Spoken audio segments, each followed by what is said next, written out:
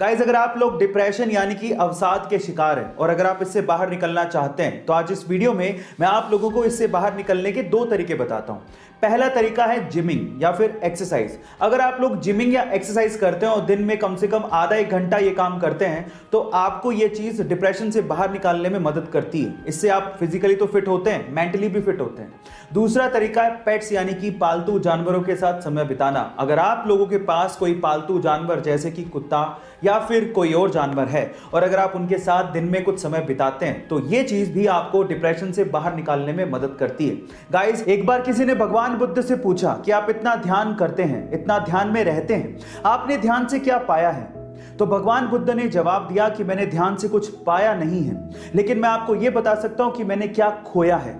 मैंने ध्यान से गुस्सा, नफरत, व्यर्थ की चिंता, बूढ़ा होने का और मृत्यु का भय खो दिया है। Guys, meditation is a medication of many mental problems. क्या आप लोग भी मेडिटेशन करते हैं? चैट गाइस, क्या आपने कभी सोचा है कि घोड़ा सोने के लिए कभी जमीन पे बैठता या लेटता नहीं है? उसके पीछे का कारण क्या है? क्या उसे कभी नींद भी आती है? तो चलिए मैं आपको इन सब बातों का जवाब देता हूं। सबसे पहले तो घोड़े को नींद आती है। 24 घंटे में से 30 मिनट उसे गहरी नींद आती है, पर इसके लिए वो ना तो जमीन पे बैठता है और ना ही जमीन पे सोता है। उसके पीछे का कारण है उसके शरीर की बनावट।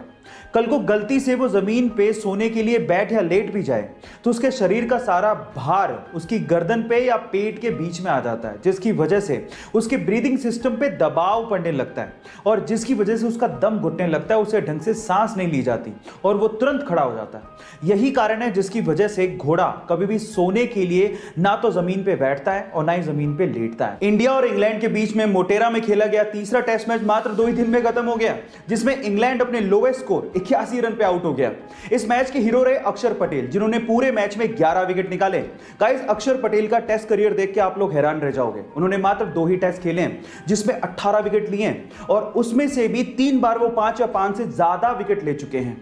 इसके अलावा टेस्ट मैच की खास बात यह रही कि इंग्लैंड वर्ल्ड टेस्ट चैंपियनशिप के फिनाले से बाहर हो गया है। जी हां गाइस, अब अगर अगला टेस्ट मैच इंडिया जीत जाता है तो वर्ल्ड टेस्ट चैंपियनशिप का फिनाले वो न्यूजीलैंड के साथ खेलेगा और अगर हार जाता है तो फिर ऑस्ट्रेलिया खेलेगा। लेकिन इंग्लैंड का पत्ता साफ हो चुका है। गाइस, ऐसे मेरे गाइस एक बहुत ही मजेदार लेकिन बुद्धिमान सवाल पूछता हूं और अगर आपने इसका जवाब दे दिया तो आप समझ लेना कि आपका दिमाग बहुत ही तेज चलता है। सवाल यह है कि रोहन मई में पैदा हुआ लेकिन उसका जन्मदिन जून में आता है। अब ये कैसे संभव है, यही आपको बताना है।